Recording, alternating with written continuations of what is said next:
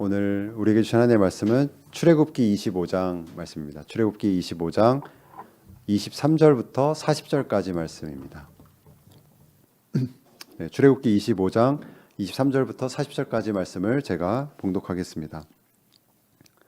너는 조각목으로 상을 만들되 길이는 2규빗, 너비는 1규빗, 높이는 1규빗 반이 되게 하고 순금으로 싸고 주위에 금테를 두르고 그 주위에 손바닥 넓이만한 턱을 만들고 그 턱 주위에 금으로 테를 만들고 그것을 위하여 금고리 넷을 만들어 그 네 발 위 네 모퉁이에 달되 턱 곁에 붙이라. 이는 상을 맬 채를 꿰 곳이며 또 조각목으로 그 채를 만들고 금으로 싸라. 상을 이것으로 맬 것이니라. 너는 대접과 숟가락과 병과 붓는 잔을 만들되 순금으로 만들며 상 위에 진설병을 두어 항상 내 앞에 있게 할지니라. 너는 순금으로 등잔대를 쳐 만들되 그 밑판과 줄기와 잔과 꽃받침과 꽃을 한 덩이로 연결하고 가지 여섯을 등잔대 곁에서 나오게 하되 다른 세 가지는 이쪽으로 나오고 다른 세 가지는 저쪽으로 나오게 하며 이쪽 가지에 살구꽃 형상의 잔셋과 꽃받침과 꽃이 있게 하고 저쪽 가지에도 살구꽃 형상의 잔색과 꽃받침과 꽃이 있게 하여 등잔대에서 나온 가지 여섯을 갖게 할지며 등잔대 줄기에는 살구꽃 형상의 잔넷과 꽃받침과 꽃이 있게 하고 등잔대에서 나온 가지 여섯을 위하여 꽃받침이 있게 하되 가지 두 가지 아래에 한 꽃받침이 있어 줄기와 연결하며 또 두 가지 아래에 한 꽃받침이 있어 줄기와 연결하며 또 두 가지 아래에 한 꽃받침이 있어 줄기와 연결하게 하고 그 꽃받침과 가지를 줄기와 연결하여 전부를 순금으로 쳐 만들고 등잔 7을 만들어 그 위에 두어 앞을 비추게 하며 그 불 집게와 불동 그릇도 순금으로 만들지니 등잔대와 이 모든 기구를 순금 1달란트로 만들되 너는 삼가 이 산에서 내게 모인 양식대로 할지니라. 아멘. 네, 지난주에 이어서 여러분에게 출애굽기 말씀을 이렇게 함께 나눌 수 있게 돼서 참 기쁩니다. 사실 출애굽기라는 그 이름처럼 이 출애굽기는 애굽을 탈출하는 그 이야기를 담고 있습니다. 그래서 그 가운데 참으로 놀라운 이야기들이 많고 그 이야기들이 우리가 출애굽기에 대한 어떤 이렇게 인상을 갖고 있는데 결정적인 영향을 주고 있습니다. 그러니까 실제로 출애굽기에 보면 모세가 미디안 광야에서 하나님을 만나는 이야기, 여호와 하나님을 만나는 이야기, 그리고 바로가 이스라엘 백성을 보내지 않자 하나님께서 그 애굽에게 10가지 재앙을 내리는 이야기, 그리고 그 가운데 그 죽음을 면하게 되는 유월절 이야기, 또 이스라엘 백성이 또 홍해를 건너는 이야기, 또 이스라엘 백성이 하나님과 시내산에서 언약을 맺는 이야기 등 이런 큼직큼직한 이야기들이 여러 가지 출애굽기 전체를 이끌어가고 있는 하나의 큰 이야기를 이루고 있습니다.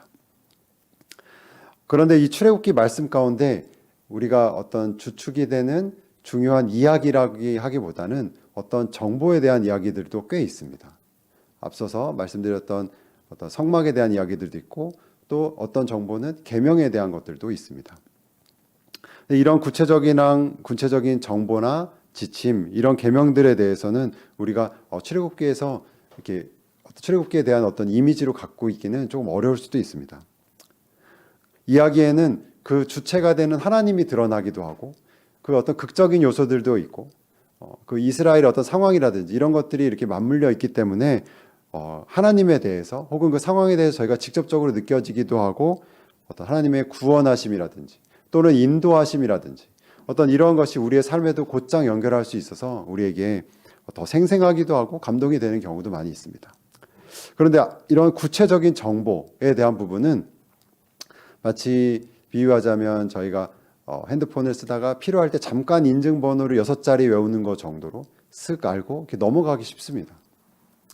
우리가 마음속으로 이렇게 묵상하고 적용하기보다는 잠깐 머리에 스쳐 지나가게 되고 더욱이 지금 우리가 살고 있는 시대에는 여기 출애굽기에 나오는 어떤 성물이라든지 어떤 물건들이 실존하고 실제하고 있는 것이 아니기 때문에 우리는 본능적으로 이거를 이렇게 스킵하기 좀 쉬운 부분이 많이 있습니다.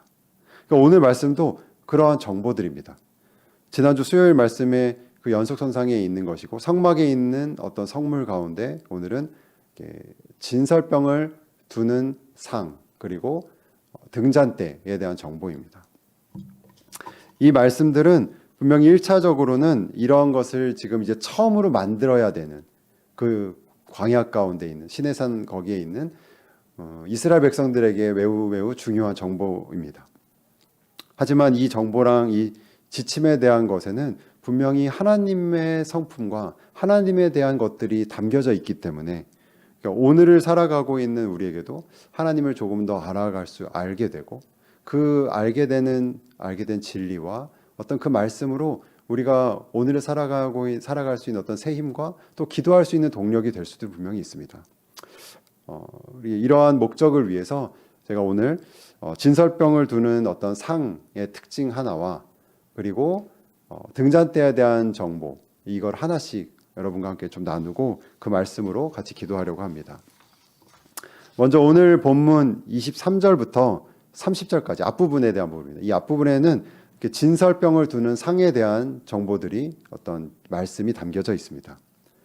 하나님께서는 모세를 통해서 이스라엘 백성들에게 어떤 성소를 만들라고 하셨고 그 성소 안에 여러 가지 성물들을 만들라고 하셨는데 어떤 상, 영어로 하면 테이블, 우리가 주로 상이라고 하는 그걸 하나 만들라고 하십니다. 하나님께서 증거궤를 만들라고 하실 때 주신 정보처럼 먼저는 조각목, 나무로 모양을 만들고 그 위를 금으로 이렇게 덮으라고 하셨죠. 그리고 25절에는 그 네 면을 둘러싸고 있는 그 상 위에 턱을 만들어서 어떤 그런 하나님께서 올려놓으라고 하신 그 물건들이 이렇게 떨어지거나 넘어지지 않게 이렇게 보호하는 어떤 턱도 만들려고 하는 디테일까지 주십니다. 높이는 손바닥 높이만큼 이렇게. 근데 이 테이블도 증거궤처럼 그리고 언제든지 들고 갈 수 있게 고리를 만들고 내면의 모서리 고리를 만들고 그리고 그 고리를 관통하는 그 폴대도 똑같이 만들려고 하십니다. 그런데 이 테이블의 용도는 결국은 진설병을 담는 것입니다. 그러니까 오늘 본문을 이 진설병에 대한 이 진설병을 담는 상에 대해서 이 본문을 보완하는 추가 정보가 이렇게 레위기 말씀에 있습니다. 진설병에 대한 부분입니다. 레위기 24장 5절과 6절 말씀을 찾아서 읽겠습니다. 레위기 24장 5절과 6절 말씀 제가 읽겠습니다. 너는 고운 가루를 가져다가 떡 12개를 굽되 각 덩이를 10분의 2 에바로 하여 여호와 앞 순결한 상 위에 두 줄로 한 줄에 6씩 진설하고. 여기서 이렇게 떡 12개라고 되어 있죠.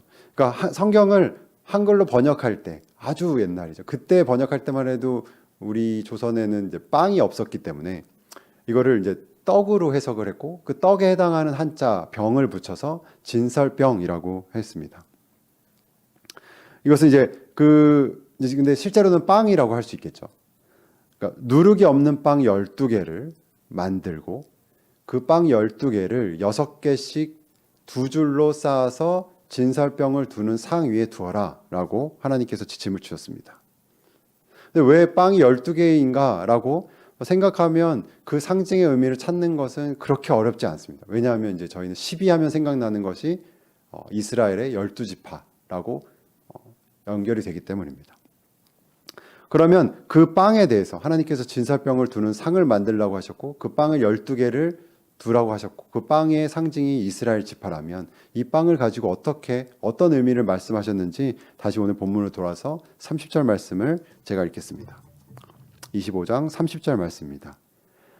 상 위에 진설병을 두어 항상 내 앞에 있게 할지니라.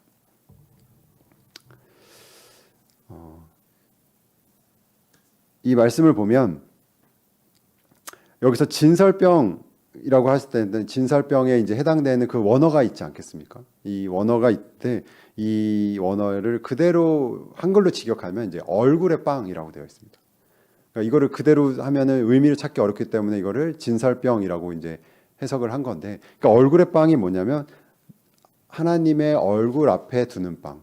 그리고 이제 이 표현이 갖고 있는 관용적인 의미는 하나님의 눈 앞에 있는 빵, 하나님의 눈 앞에 이런 뜻입니다. 하나님께서 지어준 이 빵의 이름의 의미는 그러니까 하나님의 눈 앞에 두는 빵. 영어로는 이것을 임재빵이라고 그래서 번역됐습니다. 30절 말씀처럼 방금 읽은 30절 말씀처럼 항상 하나님 앞에 두어야 할 빵입니다. 이 빵의 의미는 이스라엘의 12지파, 즉 하나님께서 지금 노예로 살고 있던 이스라엘 백성을 출애굽시키셔서 하나님 나라 백성으로 이렇게 만들어가고 계시는 과정 가운데 하나님의 백성 이스라엘 백성 모두가 이렇게 하나님께서 이 빵을 가지고 상징으로 두고 계신 겁니다. 그렇다면 이 진설병을 통해서 하나님께서 우리에게 알려주고 싶은 의미도 이거와 연결이 되어 있습니다. 그것이 뭐냐면 하나님께서 언약을 맺으신 이스라엘 백성을 항상 하나님 눈앞에 바라보고 또 두고 계시다라는 의미라고 볼 수 있습니다. 이 성소 안에서 이 진설병을 12개를 쌓아놓고 그것을 하나님의 임재 앞에, 하나님의 눈앞에 두는 빵이라고 이름을 지었을 때는 이스라엘 백성으로 하여금 하나님과 언약을 맺은 그 백성이 항상 하나님 눈앞에, 하나님이 항상 바라보고 계시고 항상 그 앞에 있는 그 백성들이다. 나는 너희들 앞에, 너는 나의 앞에 있는 존재들이다. 이 의미를 이 진설병 안에 담아두고 계신 거죠. 그리고 이것을 신약의 시대에 살고 있는, 교회 시대에 살고 있는 우리에게도 적용해 보면 그리스도의 피로 그 대속함을 입어서 하나님의 자녀가 된 우리들도 하나님께서 항상 우리 눈 앞에서 하나님의 눈 앞에 우리를 두시고 우리는 그 하나님의 눈앞에 있는 존재들이다라고 우리가 적용할 수 있을 것입니다. 그리고 그 초점을 우리는 좀 우리의 자세로 둔다면 우리는 삶의 어떤 순간이든지 혹은 어느 장소이든지 하나님의 임재 앞에 있음을 잊지 말아야 한다. 어딜 가든지 하나님이 항상 우리 앞에 계심을, 우리와 함께하고 계심을 우리가 잊지 말아야 한다는 것을 이 말씀에서도 찾을 수가 있습니다. 어떻게 보면 이것이 우리가 예배를 통해서 회복될 수 있는 것이고 하나님과의 관계가 주는, 우리 안에 주는 어떤 의미라고 볼 수가 있습니다. 오늘을 살아가는 데 필요한 어떤 힘과 어떤 공급이 우리에게 있다면 그것은 하나님의 눈앞에 우리가 항상 있고 하나님이 우리를 항상 바라보고 계신다라는 것을, 그 믿음을 갖고 우리가 이 관계 가운데 있어서 우리가 그 힘을 얻을 수 있고 삶에 필요한 어떤 영적인 공급을 얻을 수 있다라는 것입니다. 그것이 우리의 정체성이 되기도 하고 우리의 또 영적 공급이 된다라는 의미입니다. 이 진설병을 두는 상에 이어서 오늘 말씀의 후반부인 이제 등잔대에 대한 말씀도 한번 살펴보도록 하겠습니다. 31절 말씀입니다. 제가 31절 말씀을 읽겠습니다. 너는 순금으로 등잔대를 쳐 만들되 그 밑판과 줄기와 잔과 꽃받침과 꽃을 한 덩이로 연결하고.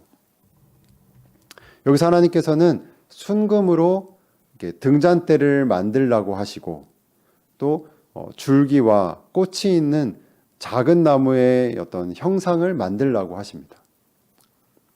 그리고 읽진 않겠지만 34절에 보시면 등잔대를 마치 어떤 살구꽃의 형상으로 만들라고 정보를 주십니다.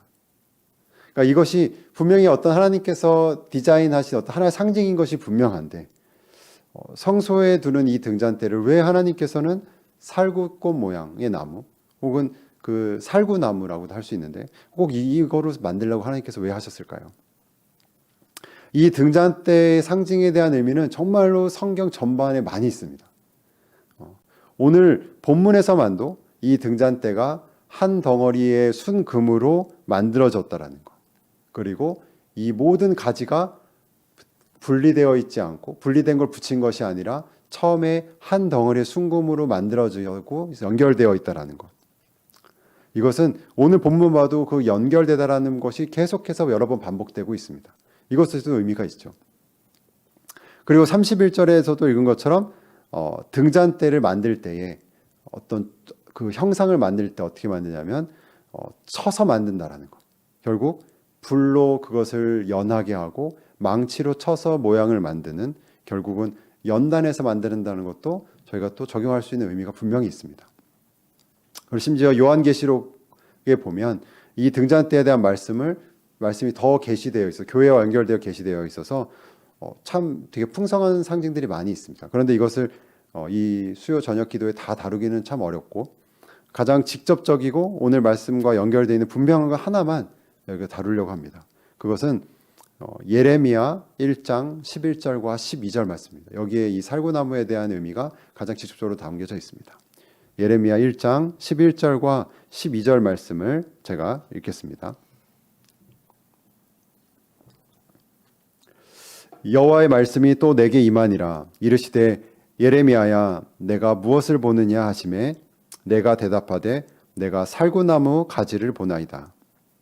여호와께서 내게 이르시되 내가 잘 보았도다. 이는 내가 내 말을 지켜 그대로 이루려 함이라 하시니라. 여기 예레미야 말씀에도 동일한 살구나무 가지가 나오고 그 의미를 하나님께서 예레미야에게 계시해서 말씀해 주십니다.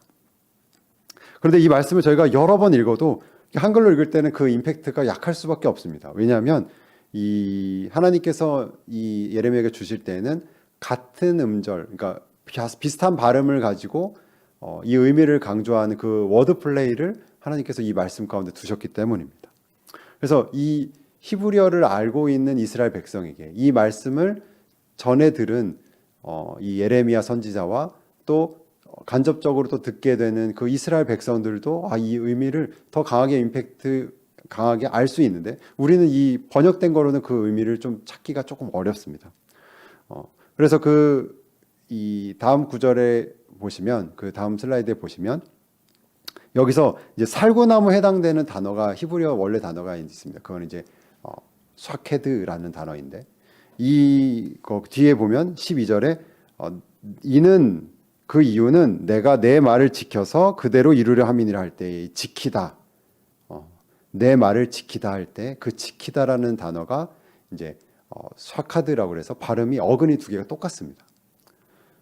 그러니까 발음이 매우 비슷하고 어근이 같기 때문에 이스라엘 백성들에게 이 살구나무 가지 모양을 가지고 있는 이 등잔대, 이 메노라라고도 하는데 이 등잔대를 봤을 때는 하나님께서 우리와 맺은 언약을 반드시 지켜서 이것을 그대로 이루실 것이다. 그것을 아주 그대로 연결해서 하나님께서 이 모양을 주신 것이죠. 그래서 이 모양을 보면 이 살구나무 가지의 이 모양만 봐도 이것의 이름이 샤케드이기 때문에 하나님께서 우리에게 하신 그 언약을 반드시 지킬 것이다. 그 샤카드의 의미를 그대로 연결해서 가질 수 있는 것입니다. 근데 중요한 것은 이 지키다라는 이 지킴의 의미가 그러니까 그 지킴의 중심이 무게 중심이 하나님에게 있다라는 것입니다. 우리가 하나님과의 관계에 있어서 언약을 지키다라고 했을 때는 언약을 지키는 것을 생각할 때에는 우리는 우리가 신앙인으로서 우리가 지켜야 할 어떤 의무를 먼저 생각하기가 쉽습니다. 어떤 것을 행하는 것, 마치 법을 지키는 것처럼 하나님과의 관계를 위해서 우리가 뭔가를 이렇게 지키는 것을 더 먼저 생각하고 더 자주 생각하기가 쉽습니다. 그런데 적어도 이 등잔대, 이 살구나무 형상의 이 등잔대에 담긴 지킴의 의미는 오롯이 하나님께서 이스라엘 백성을 향해 에게 맺은 그 언약을 지키는 것. 그러니까 하나님의 신실하심에 훨씬 더 무게중심이 있습니다. 하나님께서는 이스라엘에게 마치 이렇게 말씀하시는 것 같습니다. 그러니까 너희가 다른 나라들처럼 너희를 다스리는 지도자가 타락할 때도 있고 왕이 죽어서 혼란스러울 때도 있을 것이다. 그럼에도 불구하고 나는 너희와 맺은 언약을 반드시 지킬 것이다. 그리고 너희가 흑암 속에서 길을 잃어버리거나 그 헤매는 것 같을 때에도 마치 등잔대에 기름을 담게 하여 거기서 불빛이 끊이지 않고 나게 하는 것처럼 내가 너희와 약속한 그 땅으로 길을 잃지 않게 반드시 인도하고 그것까지 함께 할 것이다. 나는 내가 너희와 맺은 그 언약을 반드시 지키는 자이다. 하나님께서 이 등잔대를 통해서 하나님께서 그것을 기억하게 하시고 강조하신 것입니다. 여러분, 이 의미는 현대를 사는 우리에게도 매우 중요한 진리입니다. 우리는 이 출애굽의 이 구약 시대와는 전혀 다른 시대와 전혀 다른 배경과 지리를 살고 있는 변화된 시대를 살고 있지만 하나님은 변치 않기 때문입니다. 그러니까 우리는 흔들리기도 하고 우리는 넘어지기도 하고 우리는 때로 하나님과 맺은 그 약속을 잊고 살기도 합니다. 그것이 우리의 연약함이고 우리의 죄된 본성이기도 합니다. 그렇지만 하나님은 그 언약 안에서 우리를 변치 않는 그 언약 안에서 언약 가운데 우리를 사랑하십니다.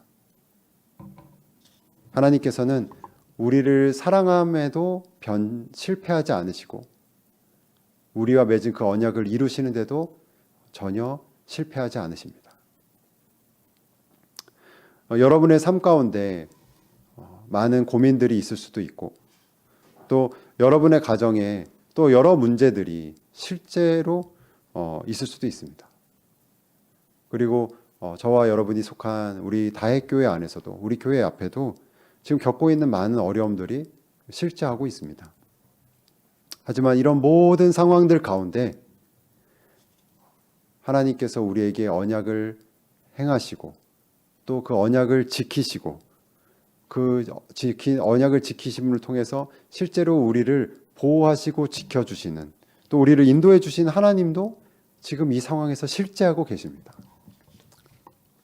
그것을 하나님께서는 이 말씀을 통해서 우리가 그 믿음의 눈으로 바라보길 원하시는 겁니다. 오늘 이 본문 말씀을 단순하게 정보로 듣지 마시고 정보로만 이렇게 취하지 마시고 그냥 말씀을 이해하는 것으로 만족하지 마시고 저와 여러분 삶에 오늘 이 말씀이 하나님과 우리의 관계 가운데 정말 실제적으로 적용하게 되고 구체적으로 삶의 모든 순간과 상황에서 진리로 선포되어지고 또 기도하는 은혜가 우리 가운데 있기를 바랍니다. 다시 한번 그 진설병에 담긴 상징을 정리해 보면 하나님께서 여러분을 하나님의 눈앞에 항상 두시고 그리고 이렇게 빵을 둔다라는 것은 같이 그 상 앞에서 같이 교제한다는 의미죠. 이 의미를 여러분 진리를 가슴에 담아두시길 바랍니다. 하나님은 우리가 잠깐 뭔가 어떤 신앙적인 행동을 할 때나 주일에 예배할 때만 하나님을 바라보고 하나님을 경험하고 그 예배에 참여하는 것으로 그 수준으로 만족하시는 분이 아니십니다. 우리가 항상 하나님 앞에 있기를 바라시고 우리가 언제 어느 순간에 가 있든지 우리가 어디에 가 있든지 우리의 눈앞에 있는 그 하나님, 임재하신 하나님을 우리가 믿음의 눈으로 바라보고 그 믿음으로 살아가길 바라십니다. 항상 하나님 앞에 우리가 하나님이 우리 앞에서 항상 이렇게 임재하시고 그리고 우리를 바라보고 계시고 우리를 보호하고 계신다는 것을 하나님께서 우리로 하여금 알게 하기 원하십니다. 그리고 등잔대에 담긴 상징을 다시 한번 정리해 보면 하나님께서 맺으신 그 언약을 우리가 지켜서 하나님께서 우리와 맺은 그 언약을 하나님께서 친히 지키셔서 그대로 행하실 것이라는 그 믿음을 오늘 우리에게도 요구하고 계신 겁니다. 그러니까 성경에 쓰여진 많은 언약과 또 축복들, 그 약속들, 하나님께서는 그 약속의 말씀들을 그 신실하심 가운데 전혀 상함이 없이 그대로 지키실 것입니다. 특별히 여러분의 가정과 우리 다혜교회가 지금 처해 있는 상황이 어렵다고 느껴지거나 정말 실제적으로 너무 어려운 상황이라면 오히려 그보다 크신 하나님의 그 사랑이 그곳 가운데 덮어지실 것이고 그 능력으로 그 신실하심으로 우리를 인도하실 것임을 또 우리를 지키실 것을 하나님께서는 우리로 하여금 경험하게 하실 것입니다. 오늘 이 진설병에 담긴 그 상징과 그리고 이 등잔대에 담긴 상징을 그 진리로 담으셔서 변치 않는 그 진리로 담으셔서 여러분 이 세상 가운데 굳게 서시고 그 믿음으로 이 세상을 살아가는 우리 사랑하는 다의 성도님들이 되시길 주님의 이름으로 축원합니다.